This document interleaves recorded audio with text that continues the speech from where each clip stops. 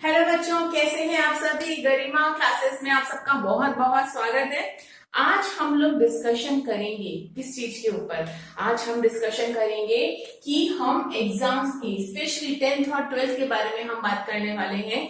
जो बच्चे अभी 10th में आए हैं, 12th में आए हैं, उन बच्चों को ये वीडियो बहुत ध्यान से देखना है, क्योंकि मैं बताने वाली हूँ आप लोगों को कि हम लोग कितना अच्छा स्कोर कर सकते हैं। ये खुद हमें भी पता नहीं होता है, क्योंकि अक्सर ऐसा होता है कि बच्चों को आता तो बहुत कुछ है, यानी कहने का मतलब है कि बच्चों को बहुत चीजें पता होती हैं, उनको सब कुछ लर्न होता है, उसके बावजूद बच्चा जो है वो मार्क्स जो है वो कम लेके आ रहा है। ऐसा क्यों होता है? ऐसा बहुत सारी वजह से हो सकता है, और उनमें से कुछ वजह के बारे में हम लोग आज डिस्कशन करने वाले हैं, और हम ये इंश्योर करने वाले हैं कि अपकमिंग आपके बोर्ड्स एग्जाम्स के अंदर बहुत बहुत अच्छे मार्क्स आ सके। ठीक है, और ये चैनल का, मेरे चैनल का ये फर्स्ट वीडियो है जहां पे इस चैनल के अंदर आपको मिलेगा बहुत सारा मोटिवेशन, बहुत सारे प्रैक्टिस क्वेश्चंस, बहुत सारे कंटेंट। स्पेशली अगर मैं बात करूं साइंस के बारे में, क्योंकि मेरा चैनल जो है वो साइंस का चैनल है, तो इसको लाइक, सब्सक्राइब और शेयर करना बिल्कुल मत भूलिएगा। और हम आज बात करने वाले हैं सबसे इंपॉर्टेंट चीज के बारे में कि एग्जाम्स में मार्क्स कैसे लेकर आए। ठीक है, कि एग्जाम्स में हम मार्क्स कौन कौन से तरीकों से लेके आ सकते हैं, या फिर अगर मैं आप लोगों से ये बात करूं कि ऐसा कौन सा तरीका है जिसमें हम 12th और 12th के अंदर, चाहे वो कोई सा भी सब्जेक्ट हो, उसमें बहुत अच्छा स्कोर कर सकते हैं। ठीक है, तो आइए चलते हैं, वीडियो को एंड तक देखना बिल्कुल मत भूलिएगा। हम आगे चलते हैं और बताते हैं कि आपको किस तरह से तैयारी करनी है। ठीक है, तो बच्चों जो 10th और 12th की तैयारी आप करोगे, ठीक है, इसको आप एक फेज में बांटो। ठीक है, अलग अलग इस फेज के अंदर हम बात कर रहे हैं फेज नंबर 1। फेज नंबर 1 के अंदर आपने क्या करना है?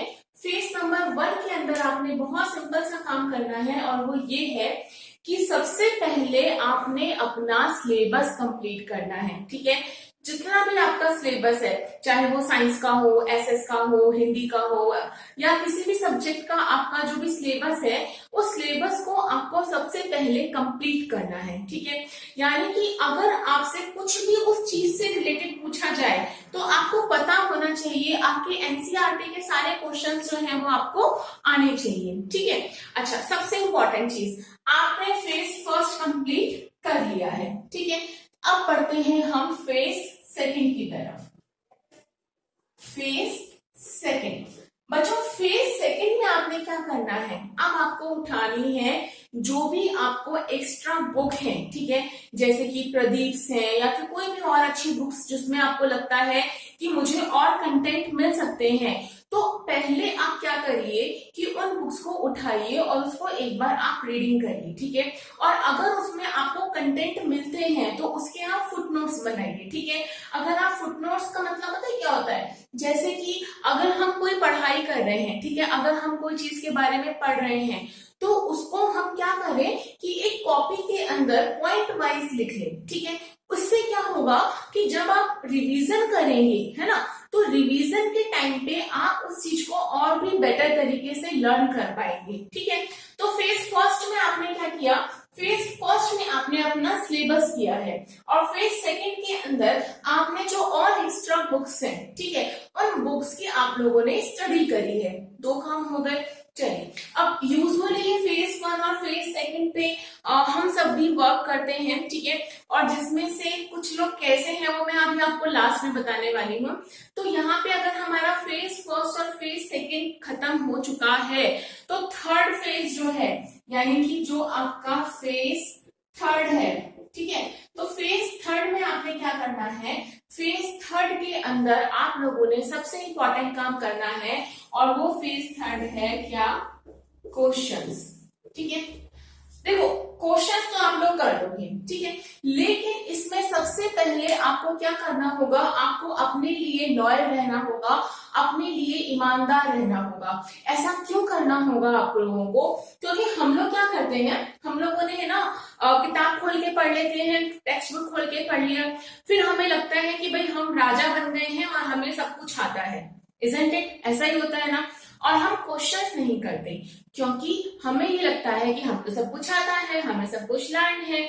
लेकिन यहीं पे ही प्रॉब्लम आनी शुरू हो जाती है। Exactly that is the point, जहां बच्चा ओवर कॉन्फिडेंट हो जाता है। ठीक है, तो इस वाली चीज के अंदर आपने क्या करने हैं, मोर एंड मोर क्वेश्चंस करने हैं। ठीक है, कोई सी भी एक रफ नोटबुक उठाइए और मैक्सिमम अमाउंट ऑफ प्रैक्टिस या क्वेश्चन कीजिए। ठीक है, अब आपने थर्ड फेज भी कंप्लीट कर लिया। ठीक है, अब मैं आपको बताती हूँ सबसे इंपॉर्टेंट चीज। सबसे इंपॉर्टेंट चीज मैं आपको ये बताने वाली हूँ इसके अंदर कि इन क्वेश्चंस को करने के दौरान आप अपने लिए लॉयल रहिए। घर में कोई भी एक कमरा जहां पे कोई नहीं आ रहा है, उस कमरे में बैठ जाइए, अपने आप को बंद कर लीजिए और वहां पे चुपचाप ऐसे बैठिए जैसे कि आपका वो एग्जामिनेशन हॉल चल रहा है। ठीक है, यानी कि जैसे कि एग्जाम चलता है ना, बिल्कुल वैसे ही एग्जामिनेशन हॉल वाली फीलिंग आनी चाहिए, है ना। तो अब आपने क्या किया कि अपने एग्जामिनेशन हॉल के अंदर वाली फीलिंग लेकर आए हो और जितने भी क्वेश्चन पेपर थे उन सारे क्वेश्चन पेपर्स को आप लोगों ने क्या किया है, अटेम्प्ट किया है और बिना देखे उन सारे क्वेश्चंस को आपने अपनी कॉपी के अंदर किए हैं। ठीक है, अब सबसे इंपॉर्टेंट चीज ये है कि यहाँ पे अपने आप के लिए आपको लॉयल रहना पड़ेगा, ईमानदार रहना पड़ेगा। और एक चीज आप लोगों ने हमेशा सुनी होगी, सत्यमेव जयते, ट्रेंड में है आजकल।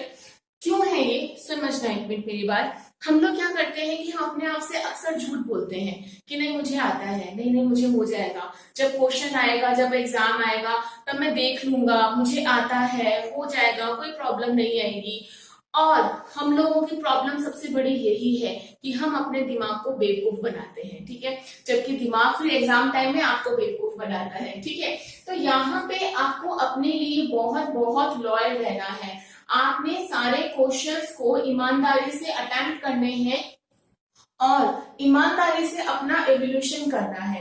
मतलब ईमानदारी से देखना है आपको कि एग्जैक्टली आपने क्या किया है या फिर आपका कितना स्कोर है, आपकी कहाँ कहाँ पे गलती हुई है। Be a good teacher in yourself. ठीक है, अपने लिए सेल्फ असेसमेंट करना बेटा बहुत जरूरी है, क्योंकि अगर आपने अपना सेल्फ असेसमेंट नहीं किया तो प्रॉब्लम कहाँ आ जाती है, तो प्रॉब्लम आ जाती है किस चीज के लिए, तब प्रॉब्लम आ जाती है आपके मार्क्स के लिए। ठीक है, अब सबसे इंपॉर्टेंट चीज ये है कि आपने क्वेश्चंस कर लिए, आपने फेज फर्स्ट, फेज सेकेंड और फेज थर्ड कर लिया। अब क्या, अब आपने एक काम करना है कि जैसे कि कोई भी आप अगर आप टॉपिक पढ़ते हो ना, तो उस टॉपिक को सोते जाते उठते बैठते एक बार अपने मन ही मन में रिवाइज जरूर करना है।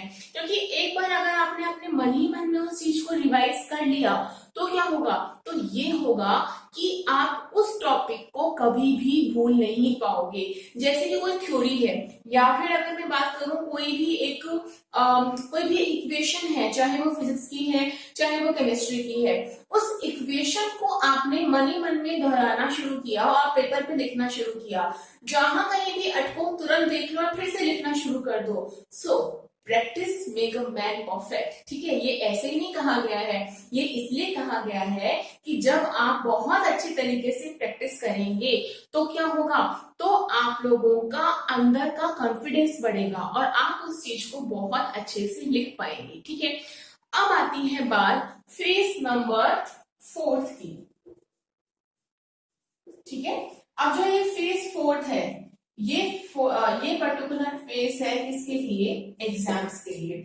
अब इस फेज में क्या हो रहा है बच्चों, सबसे इंपॉर्टेंट चीज यहाँ पे ये आती है, बहुत सारे बच्चे पढ़ते हैं, बहुत सारे बच्चे लर्न भी करते हैं और बहुत सारे बच्चों के मार्क्स अच्छे आते हैं, लेकिन बहुत सारे बच्चों के मार्क्स अच्छे नहीं आते हैं। क्यों नहीं आते हैं, उनको तैयारी अच्छी थी, उनका काम भी बहुत अच्छा था, सब कुछ अच्छा होते हुए भी मार्क्स अच्छे क्यों नहीं आए, मार्क्स अच्छे इसलिए नहीं आए, रीजन नंबर 1। अब रीजन नंबर 1 क्या है, सबसे इंपॉर्टेंट चीज आती है आपका प्रेजेंटेशन।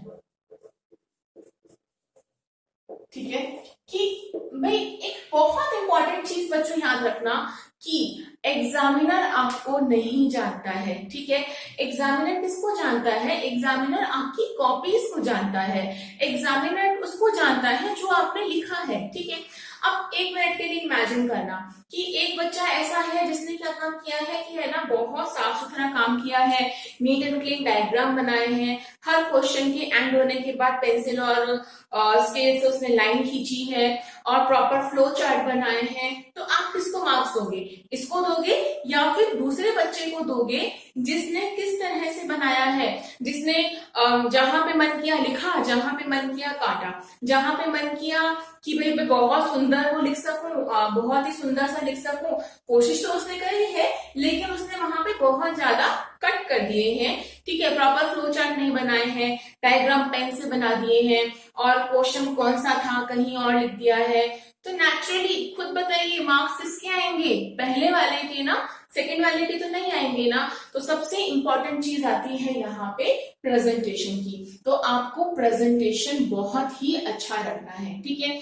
इस प्रेजेंटेशन के ऊपर मैं एक और वीडियो बनाऊंगी जहां पे मैं बताऊंगी आपको कि आपको प्रेजेंटेशन कैसे करना है, ठीक है।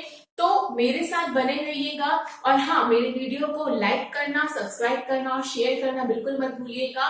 यहाँ आज इस वीडियो के अंदर मैंने आपको बताया कि आप एग्जाम्स में किस तरह से और अच्छे मार्क्स लेके आ सकते हैं। तो अब आपने क्या करना है, पहली इंपॉर्टेंट चीज, अभी लॉकडाउन चल रहा है तो आपको सबसे पहला काम करना है अपनी बुक कंप्लीट करनी है, ठीक है। और बुक कंप्लीट करने के बाद फर्दर और टेक्स्ट बुक्स उठानी है। तो सबसे पहले किसमें हो, अभी आप फेज फर्स्ट में हो, उसके बाद फेज सेकंड के अंदर आओगे, फिर फेज थर्ड यानी कि क्वेश्चंस में, एंड लास्ट फेज आता है आपका एग्जाम, ठीक है। तो इस तरह से हम अगर सीक्वेंस वाइज चलेंगे तो कोई हमें बहुत अच्छे मार्क्स लाने से नहीं रोक सकता। मेरी बेस्ट विशेष आपके साथ हमेशा है और मेरे को रेगुलरली देखने के लिए और रेगुलरली मेरे वीडियोस का नोटिफिकेशन पाने के लिए आपको मेरे चैनल को सब्सक्राइब करना पड़ेगा, जिसका लिंक नीचे दिया हुआ है। ओके, सो अपना बहुत बहुत ध्यान रखिए, पढ़ाई कीजिए, फिलहाल घर में रहिए, सेफ रहिए। Thank you so much for the watching.